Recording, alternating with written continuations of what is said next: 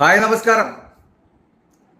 സന്ദീപ് വാര്യർ ബി.ജെ.പിയുടെ കേരളത്തിൽ ബി.ജെ.പിയുടെ തലപ്പത്ത് ഇരുന്നിരുന്ന കത്തിജ്വലിക്കുന്ന ഒരു വ്യക്തിത്വമാണ്. ഇക്കഴിഞ്ഞ ദിവസങ്ങളിൽ ആ ഒരു പാർട്ടി വിട്ട് കോൺഗ്രസ് പാർട്ടിയിൽ വന്നതിന് ശേഷം സന്ദീപ് വാര്യരെ വലിയ രൂപത്തിൽ തന്നെ വേട്ടയാടുകയാണ് ബി.ജെ.പി. ആ ഒരു പ്രസ്ഥാനം തന്നെ.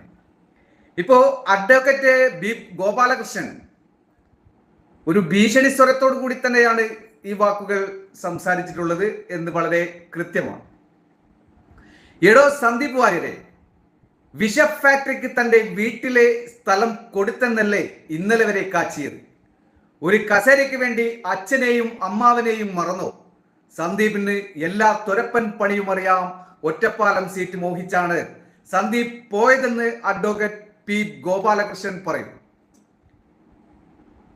പി സരിന്റെ ഒറ്റപ്പാലത്തെ കസേര നോക്കിയാണ് സന്ദീപ് വാര്യർ കോൺഗ്രസിൽ ചേക്കേറിയതെന്ന് ബി.ജെ.പി. നേതാവ് അഡ്വക്കേറ്റ് ബി ഗോപാലകൃഷ്ണൻ.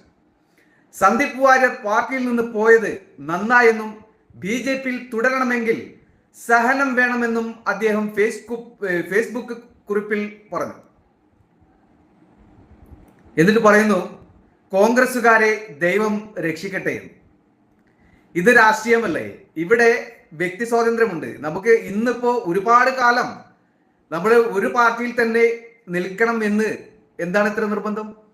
ആ പാർട്ടിയോട് യാതൊരുവിധ താല്പര്യവും ഇല്ലെങ്കിൽ, അതല്ലെങ്കിൽ ആ പാർട്ടിയിൽ നമ്മളെ ചവിട്ടി മരിക്കുന്ന ആ ഒരു രീതികൾ കണ്ടു കഴിഞ്ഞാൽ പിന്നെ ആ പാർട്ടിയിൽ നിന്നും മാറുകയല്ലാതെ ആ പാർട്ടി പിന്നെ കെട്ടിപ്പിടിച്ച് കിടക്കണമെന്നാണോ പറയുന്നത്?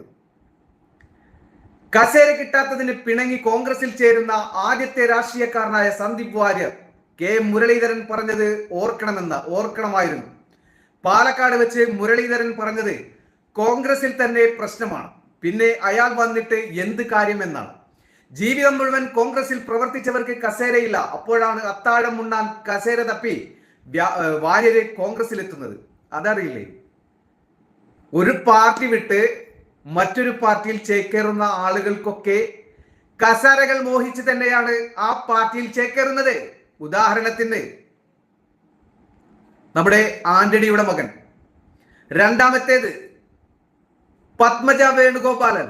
ഇനി എത്ര എണ്ണം വേണം? അപ്പൊ എനിക്കറിയുന്ന കേരളത്തിലുള്ള രണ്ട് വ്യക്തികളുടെ കാര്യമാണ് ഞാൻ പറയുന്നത്. കാരണം കോൺഗ്രസിന്റെ കുടുംബ പാരമ്പര്യമുള്ള ആ ഒരു കോൺഗ്രസിന്റെ ഒരു മകളാണ് കോൺഗ്രസിന് നഷ്ടപ്പെട്ടത്. ആ മകളുടെ വാക്കുകളും എൻ്റെ കൈകളിലുണ്ട്.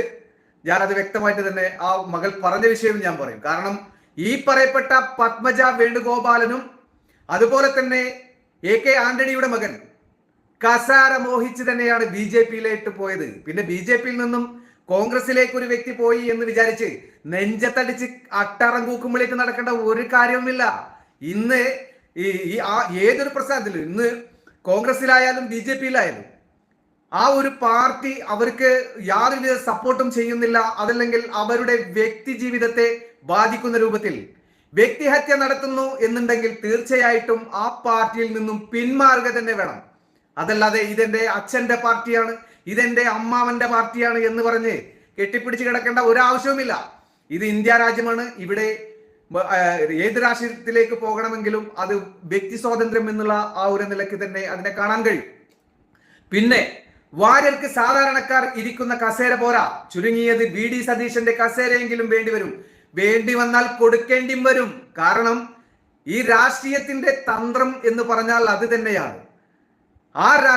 ഒരു രാഷ്ട്രീയത്തെ തകർക്കണമെങ്കിൽ ആ മറ്റൊരു രാഷ്ട്രീയത്തിൽ തന്ത്രം ഉപയോഗിക്കുന്ന വ്യക്തികളെ ഉപയോഗിച്ചാൽ തന്നെയാണ് ആ രാഷ്ട്രീയത്തെ വളർത്തിയെടുക്കാനും കഴിയുക. അപ്പോ സന്ദീപ് വാര്യരുടെ ബുദ്ധി ഉപയോഗിച്ച് കേരളത്തിൽ കോൺഗ്രസ് പാർട്ടിയുടെ ആ ഒരു വക്താക്കൾ അവരുടെ തലപ്പത്ത് കൊണ്ടുവരുന്നു എന്നുണ്ടെങ്കിൽ തീർച്ചയായിട്ടും അതിന് കോൺഗ്രസ് അംഗീകരിക്കുക തന്നെ ചെയ്യും. കാരണം ഒരു കുടുംബത്തിൽ ജനിച്ചു വളർന്നു, ആ കുടുംബത്തിന്റെ എല്ലാ ഹിസ്റ്ററിയും അറിയുന്ന ആളുകളെ ഉപയോഗിച്ചാൽ മാത്രമേ ആ കുടുംബത്തെ നശിപ്പിക്കാൻ കഴിയൂ എന്നുള്ളതാണ് രാഷ്ട്രീയ തന്ത്രം.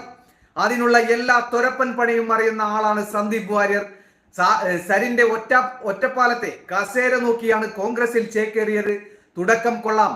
വിഷം ഉൽപ്പാദിപ്പിക്കുന്ന ഫാക്ടറിയിൽ നിന്ന് സ്നേഹത്തിന്റെ കടയിൽ കൂമൺ മേടിക്കാൻ കയറിയെന്നാണ് അദ്ദേഹം വാർത്താ സമ്മേളനത്തിൽ പറഞ്ഞത്. എടോ സന്ദീപ് വാര്യരെ, വിഷം ഫാക്ടറിക്ക് തന്റെ വീട്ടിലെ സ്ഥലം കൊടുത്തുവെന്നും വിഷം വിൽക്കാനുള്ള മൊത്തക്കച്ചവടക്കാരനാണ് തന്റെ അമ്മാവനും എന്നുമായിരുന്നല്ലോ ഇന്നലെ വരെ കാച്ചിയത്. കോൺഗ്രസ് ദുർഭരണം സൈനികരോട് കാട്ടിയ നന്ദികേടിനെതിരെ പടപൊരുതിയ അഭിമാനിയായ സൈനികന്റെ മകനാണ് താൻ എന്നായിരുന്നല്ലോ ഇന്നലെ വരെ ഉണ്ടായിരുന്ന വീമ്പ് പറച്ചിൽ. ഇതൊരു അഡ്വക്കറ്റാണ് ഈ പറയുന്നത്. അഡ്വക്കറ്റ് ബി ഗോപാലകൃഷ്ണൻ എന്ന് പറയുന്ന BJPയുടെ ഒരു നേതാവിന്റെ ഒരു സംസാര രീതിയാണിത്. ഒരു കസേരയ്ക്ക് വേണ്ടി അച്ഛനെയും RSS പ്രചാരകനായിരുന്ന എന്ന് താങ്കൾ പറഞ്ഞ അമ്മാവനെയും താങ്കൾ മറന്നുപോയോ? BJPയുടെ നാവായിരുന്ന താൻ എന്ന് പറഞ്ഞതിനോട് വിയോജിപ്പില്ലെങ്കിലും കാലും കൈയുമായിരുന്നു എന്ന് പറയരുത്. ഒരു കൊടി കെട്ടിയ പാരമ്പര്യമോ കഷ്ടപ്പാടോ താങ്കൾ ഈ പാർട്ടിക്ക് വേണ്ടി ചെയ്തിട്ടില്ല എന്ന് പറയുന്നുണ്ടെങ്കിൽ ഇത്രയും വലിയ അധംപതിച്ചിൽ പിന്നെ വേറെ വേണോ? അല്ലെ? ഇന്നലെ വരെ BJP പ്രസ്ഥാനത്തിന് വേണ്ടി RSSന് വേണ്ടി ശബ്ദമുയർത്തിയ സന്ദീപ് വാര്യരെ വളരെ മോശമാക്കുന്ന രൂപത്തിലാണ് ഇപ്പോൾ അഡ്വക്കേറ്റ് ബി ഗോപാലകൃഷ്ണൻ സാർ പറയുന്നത്.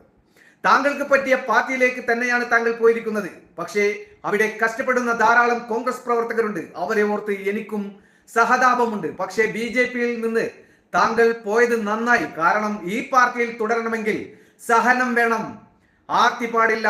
എല്ലാം നഷ്ടപ്പെടുമെന്ന് സ്വയം നിശ്ചയം ചെയ്ത് ഇറങ്ങി തിരിച്ചവരുടെ സംഘടനയാണ് സംഘപരിവാർ. അവിടെ കസേരയ്ക്ക് സ്ഥാനമില്ല. കസേര പോയിട്ട് കിടപ്പാടമില്ലാതെയും കിടപ്പറയില്ലാതെയും കഴിയുന്ന 10,000-കണക്കിന് പാവപ്പെട്ട നിഷ്കളങ്കരായ സംഘപ്രവർത്തകരുടെ സംഘടനയാണ് BJP എന്നാണ് അഡ്വക്കേറ്റ് ബി ഗോപാലകൃഷ്ണൻ പറയുന്നത്. അവിടെ താങ്കൾക്ക് തുടരണമെങ്കിൽ മനസ്സിലെ അധികാരത്തോടുള്ള ആർത്തി ഇല്ലാതാകണം. അഭിപ്രായങ്ങളും അഭിപ്രായ വ്യത്യാസങ്ങളും നീരസങ്ങളും പരിഗണന കിട്ടാതെ വരലും ഒക്കെ ഉണ്ടാകാം. പക്ഷേ മനസ്സിൽ ആദർശമുള്ളവർക്ക് അധികാരത്തിന്റെ ആർത്തിയിൽ കസേര കിട്ടാത്തതിന് പാർട്ടിയെയും പ്രവർത്തകരെയും ഉപേക്ഷിക്കാനാവില്ല. അതുകൊണ്ടാണ് ഞാൻ പറഞ്ഞത്, സ്നേഹത്തിന്റെ കടയിലെ അത്താഴമാണ് വാര്യർക്ക് നല്ലത്. ഇവിടെ ഞങ്ങൾ ബലിദാനികളെ സ്മരിച്ച് കഷ്ടപ്പെടുന്ന പ്രവർത്തകരോടൊപ്പം നടന്നും പോസ്റ്റർ ഒട്ടിച്ചും ഞങ്ങളുടെ ആദർശത്തോടൊപ്പം ജീവിച്ചോളാം.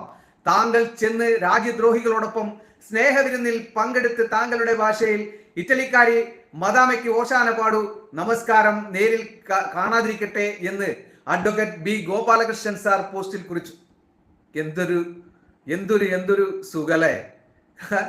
കാരണം ഒരു വ്യക്തി ആ വ്യക്തിക്ക് ആ രാഷ്ട്രീയത്തോട് താല്പര്യമില്ല.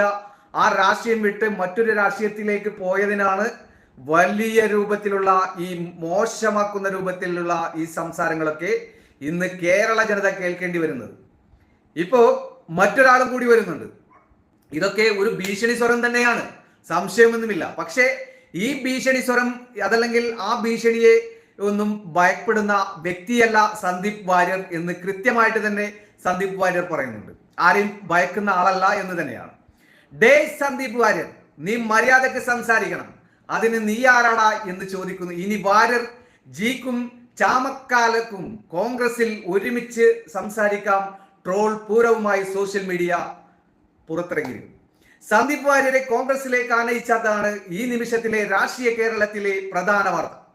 കുറച്ചു നാളായി BJP പാർട്ടി നേതൃത്വത്തിനോട് അതൃപ്തിയുള്ള സന്ദീപ് വാര്യർ കോൺഗ്രസിലേക്കാണ് ഇപ്പോൾ ചാടിയിരിക്കുന്നത്. എന്തായാലും ഈ രാഷ്ട്രീയ ചാട്ടം സോഷ്യൽ മീഡിയയിൽ ട്രോൾ പൂരം തീർക്കുകയാണ്. എന്ത് ട്രോൾ പൂരം?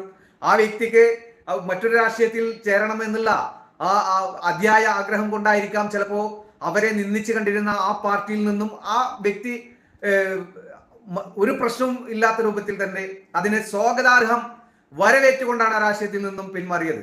അപ്പോൾ ആ രാഷ്ട്രീയത്തിൽ നിന്നും മറ്റൊരു രാഷ്ട്രീയത്തിലേക്ക് പോകുന്നതിന് ഈ പറയപ്പെടുന്ന BJPക്ക് എന്താ കുഴപ്പം? BJP പ്രസ്ഥാനത്തിലേക്ക് കോൺഗ്രസ് പാർട്ടിയിൽ ഉണ്ടായിരുന്ന ഈ പത്മജ വേണുഗോപാലിനും AK ആന്റണിയുടെ മകനും ഒക്കെ പോയപ്പോ അവർക്ക് ഭയങ്കര സന്തോഷമായി പോയി, അല്ലെ? അപ്പോ കോൺഗ്രസിനെ തകർത്തുകൊണ്ട് BJPക്ക് കയറാം. BJPയുടെ ആ ഒരു അജണ്ടയിൽ അതല്ലെങ്കിൽ BJPയുടെ ഉന്നത തലങ്ങളിൽ ഇരിക്കുന്ന വ്യക്തികൾ മറ്റൊരു പാർട്ടിയിൽ പോയി കഴിഞ്ഞാൽ അത് വലിയ ഒരു ശാപവാക്ക് പോലെ ആവർത്തിക്കാം, അല്ലെ? പണ്ട് ഒരു ചാനൽ ചർച്ചയിൽ കൊമ്പ് കോർത്ത സന്ദീപ് വാര്യരും ചാമക്കലായുമാണ് ഇപ്പോൾ സോഷ്യൽ മീഡിയയിൽ നിറയുന്നത്. ഗാന്ധിയെ ചെറുതായിട്ടൊന്ന് വെടിവെച്ചു കൊന്നു, ഇതാണോ ഹിന്ദു മഹാസഭ ചെയ്ത കുറ്റമെന്ന് ചോദിച്ച സന്ദീപ് വാര്യരെയാണ് ഇപ്പോൾ കോൺഗ്രസ് ആനയിച്ചു കൊണ്ടുവന്നതെന്ന് പറഞ്ഞ് പരിഹാസത്തോടൊപ്പം വിമർശനവും സമൂഹ മാധ്യമങ്ങളിൽ ഉയരുന്നുണ്ട്. അതിന് മഹാത്മാഗാന്ധി കോൺഗ്രസ് പാർട്ടിയുടെ വക്താവാണ് എന്നുള്ളത് എന്താ ഉറപ്പ്? മഹാത്മാഗാന്ധി ഇന്ത്യയുടെ ജനങ്ങൾക്ക് വേണ്ടിയാണ് മഹാത്മാഗാന്ധി നെഞ്ചിൽ വെടിയേറ്റു മരിച്ചത് എന്നുള്ള വിശ്വാസമാണ് ഇന്ത്യയിലുള്ള സാധാരണക്കാരായിട്ടുള്ള ആളുകളുടെ മനസ്സിൽ. അതല്ലാതെ കോൺഗ്രസിന്റെ വക്താവായിട്ടല്ല മഹാത്മാഗാന്ധിയെ ഇന്ത്യ ജനങ്ങൾ കണ്ടിരുന്നത്. അവിടെയും BJP-ക്കാർക്ക് തെറ്റി. നരേന്ദ്രമോദിയെ അധിക്ഷേപിച്ചു എന്ന് പറഞ്ഞ് സന്ദീപ് വാര്യർ ജ്യോതികുമാർ ചാമക്കാലയെ തെമ്മാടി എന്ന് വിളിക്കുകയായിരുന്നു. തെമ്മാടി പരാമർശത്തിന് തൊട്ടുപിറകെ ചാമക്കാലയുടെ വായിൽ നിന്ന് പുറത്തു വന്നത് വികട സരസ്വതിയാണ്. സന്ദീപ് വാര്യരും വിട്ടുകൊടുത്തില്ല. മാധ്യമമാണ്, ജനങ്ങൾ ഇത് കാണും എന്ന ബോധം പോലും ഇല്ലാതെ പരസ്പരം പോർ വിളിച്ച ഇരുവരും അസഭ്യവർഷമാണ് പരസ്പരം നടത്തിയത്. ഇനി എന്തായാലും എതിർത്ത് നിന്ന് ചീത്ത വിളിക്കേണ്ട കോൺഗ്രസിനുള്ളിൽ നിന്ന് തന്നെ പരസ്പരം വാക്കുകളുടെ നിഘണ്ടു വിപുലീകരിക്കാമെന്നാണ് സോഷ്യൽ